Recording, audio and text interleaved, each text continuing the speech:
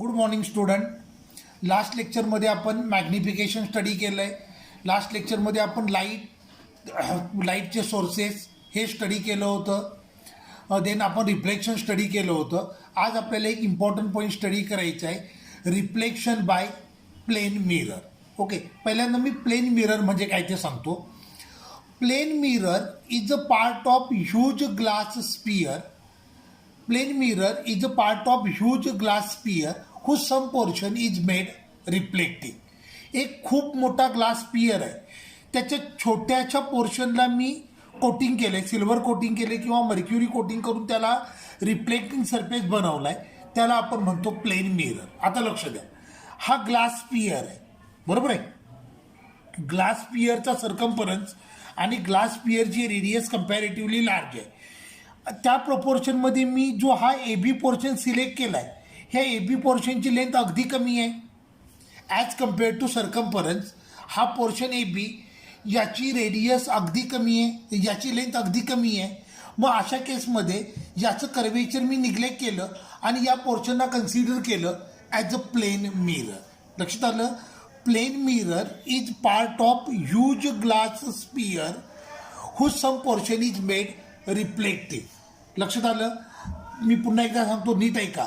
हा एक खूप मोठा ग्लास स्पियर आहे, त्याचा मी हा छोटासा पोर्शन सिलेक्ट केला आहे. आता ॲज कम्पेअर टू सर्कम्फरन्स किंवा ॲज कम्पेअर टू रेडियस हा पोर्शन ए बी आहे. या पोर्शन ए बीची लेंथ अगदी कमी आहे, त्यामुळं मी कर्वेचर निग्लेक्ट केलं आणि याला कन्सिडर केलं ॲज प्लेन मिरर. क्लिअर झालं.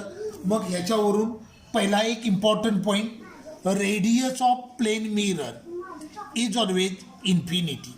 कळलं, कारण हा पोर्शन आहे, या पोर्शनची length as compared to radius अगदी स्मॉल आहे, रेडियस खूप लार्ज आहे आणि या पोर्शनची लेंथ कमी आहे. सो प्लेन मिररची रेडियस ऑफ कर्वेचर आली इन्फिनिटी, बरोबर आहे. आता R is equal to 2f असतं. हे रिलेशन तुम्हाला 10th झालं असेल. Radius of curvature is always equal to 2 times focal length. त्यामुळं प्लेन मिररची फोकल लेंथ असते इन्फिनिटी. हे दोन खूप important point. Radius of curvature of plane mirror is infinity and focal length of plane mirror is infinity. आता हा माझ्याकडे plain mirror आहे, मी हा ड्रॉ केला, प्रिन्सिपल ॲक्सिस, ऑब्जेक्ट इथे प्लेस केला आहे, object A B.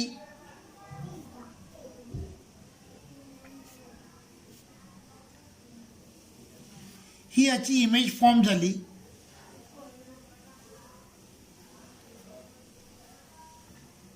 A dash B dash, बरोबर आहे.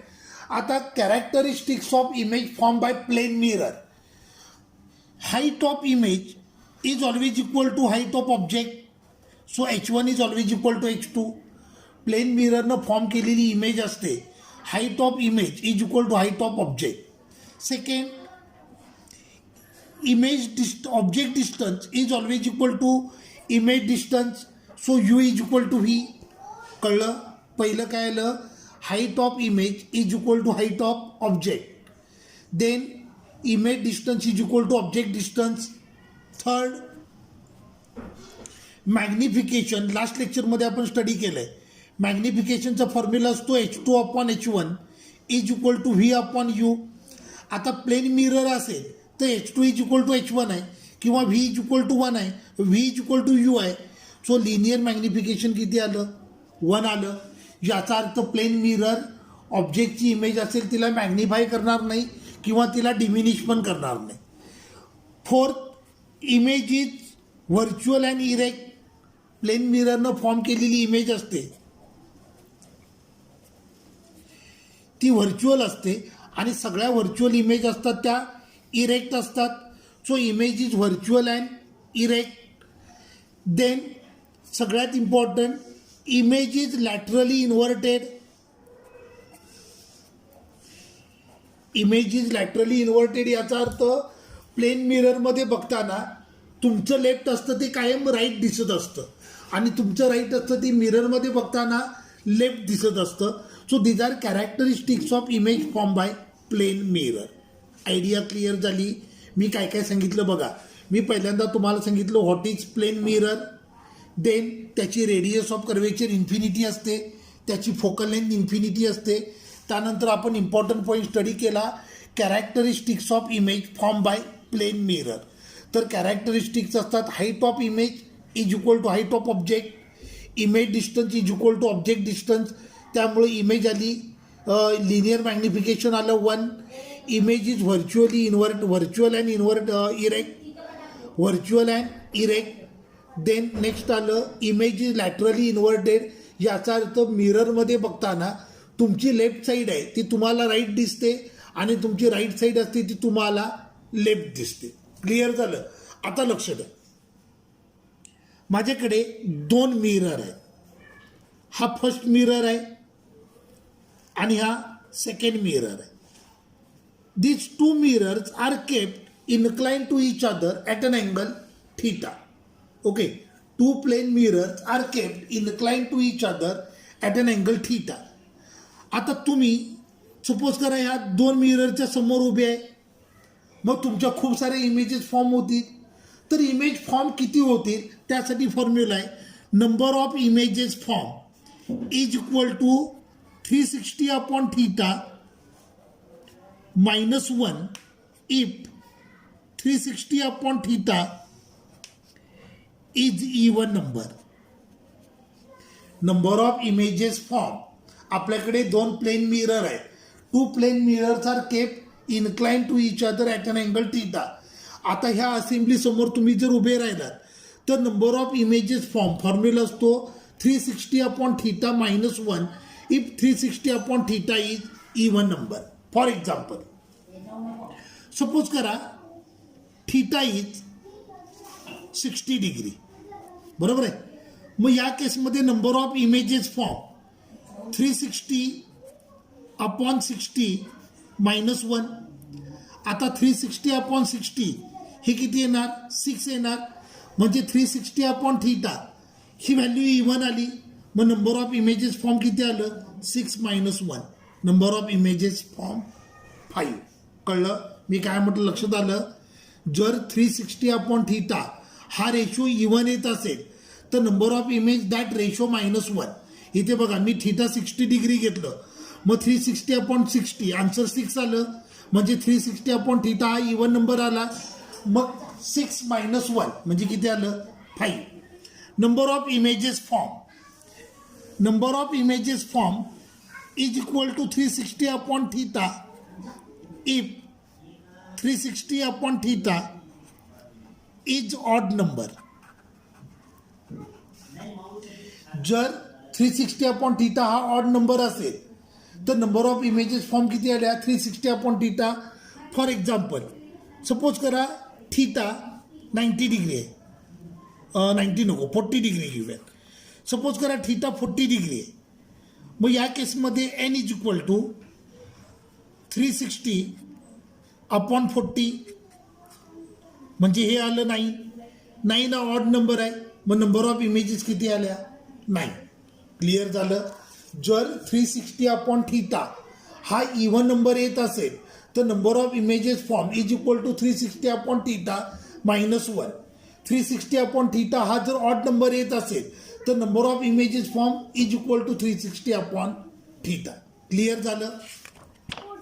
आता पुढचा पॉईंट, जर सपोज करा प्लेन मिररकडे तुम्ही रन करताय, हा प्लेन मिरर आहे, प्लेन मिररकडे तुम्ही रनिंग करताय विथ स्पीड v. ऑब्विसली तुमची इमेज असणार आहे, ती इमेज देखील मिररकडे रन करेल विथ स्पीड v'. मी काय म्हटलं बघा, तुम्ही प्लेन मिररकडे रनिंग करताय विथ स्पीड v. तुमची इमेज देखील त्यावेळेला मिररकडे रन करत असेल with speed v'. Then speed of image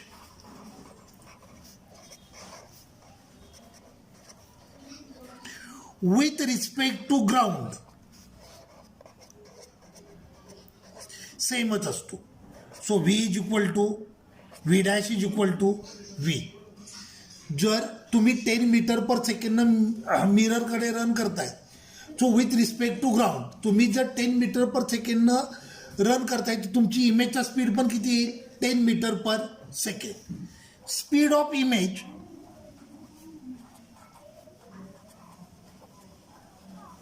with respect to mirror v dash is equal to 2v. म्हणजे तुम्हाला जर विथ रिस्पेक्ट टू मिरर विचारलं तुमचा स्पीड जर 10 असेल 10 मीटर पर सेकंड असेल तर इमेजचा स्पीड येईल 20 मीटर पर सेकंड. हे दोन खूप इम्पॉर्टंट पॉईंट यावर AIPMTला आणि JEEला देखील क्वेश्चन विचारले. जर तुम्ही मिररकडे रन करताय with speed v with respect to ground तर तुमची इमेज असेल तिचा स्पीड असेल same V with respect to ground आणि विथ रिस्पेक्ट टू मिरर तुमचा स्पीड जर व्ही असेल तर स्पीड ऑफ इमेज असेल 2v. क्लिअर झालं. आता प्लेन मिरर समोर तुम्ही उभे राहिलाय तुम्हाला मिररमध्ये तुमची फुल साईज इमेज ऑब्टेन करायची आहे. तुम्ही मिरर समोर उभे आहे तुम्हाला मिररमध्ये तुमची फुल साईज इमेज ऑब्टेन करायची आहे. Then length of mirror is always equal to height of person divided by 2. कळलं. तुम्ही प्लेन मिरर समोर उभे आहे मी काय म्हणतो नीट आहे का. तुम्ही प्लेन मिरर समोर उभे आहे आणि मिररमध्ये तुम्हाला तुमची फुल साईज इमेज ऑब्टेन करायची आहे तर लेंथ ऑफ मिरर असते height of person divided by 2. तुम्ही मिरर समोर उभे आहे तुमच्या मागे भिंतीवर वॉल क्लॉक आहे ते वॉल क्लॉक देखील तुम्हाला इमेजमध्ये दिसायला पाहिजे तुम्हाला मिररमध्ये दिसायला पाहिजे तर त्या केसमध्ये लेंथ ऑफ मिरर असते height of person divided by 3. कळलं. To see the wall clock on wall in mirror length of mirror is equal to height of person divided by 3. कळलं. तुम्ही प्लेन मिरर समोर उभे आहे प्लेन मिररमध्ये तुम्हाला तुमची फुल size image obtain करायची आहे तर लेंथ ऑफ मिरर असते height of person divided by 2. तुम्ही उभे तुमच्या मागे भिंत आहे त्या भिंतीवर वॉल क्लॉक आहे ते वॉल क्लॉक देखील मिररमध्ये तुम्हाला जर पाहायचं असेल तर लेंथ ऑफ मिरर असते height of person divided by 3. Clear झालं. आपण काय काय स्टडी केलं बघा. मी पहिल्यांदा तुम्हाला सांगितलं what is plane mirror then radius of plane mirror focal length of plane mirror height of image then आपण स्टडी केलं characteristics of image form by plane mirror. त्यानंतर आपण स्टडी केलं speed of image speed of object number of images form by plane mirror. त्यानंतर to obtain full size image in plane mirror length of mirror. जर तुम्हाला तुमची फुल size image obtain करायची असेल तर लेंथ ऑफ मिरर असते L is equal to h/2 आणि जर तुम्हाला वॉल क्लॉक पण बघायचं असेल त्या मिररमध्ये तर लेंथ ऑफ मिरर असेल height of person divided by 3. Okay. आता लास्ट इयरला तुम्ही कॉन्व्हेक्स मिरर कॉन्केव्ह मिरर पण स्टडी केलं आहे तर त्याच्यावरून आपल्याला स्टडी करायचं आहे मिरर फॉर्म्युला. मिरर फॉर्म्युला असतो 1/f is equal to 1/u plus 1/v. हा झाला मिरर फॉर्म्युला किंवा याला मिरर इक्वेशन म्हणतात. 1/f is equal to 1/u plus 1/v.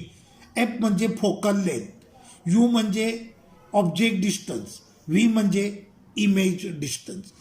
हे रिलेशन व्हॅलिड असतं for convex mirror as well as for concave mirror. Lens formula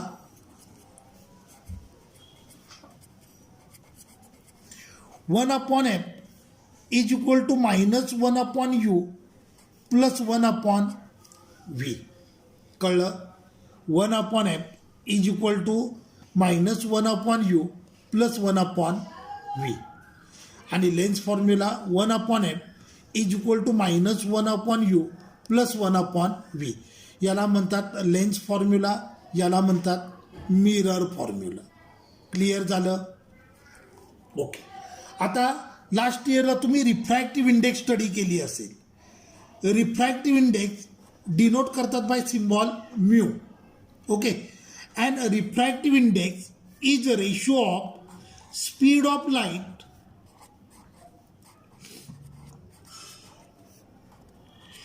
in air or vacuum divided by speed of light in medium. Refractive index formula आला speed of light in air or vacuum divided by speed of light in medium.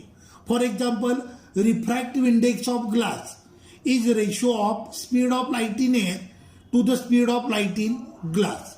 So mu is equal to C upon V. लाईटचा व्हॅक्यूममधला speed ह्याला denote करतात with symbol C, कळलं.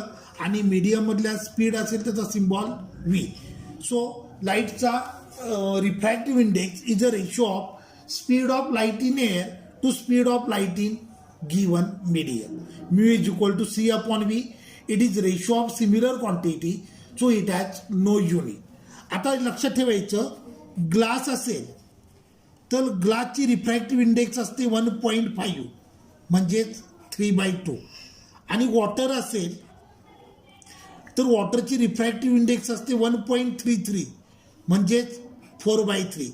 Calculation करताना कधी 1.33 घ्यायचं नाही, तर कायम काय घ्यायचं 4/3.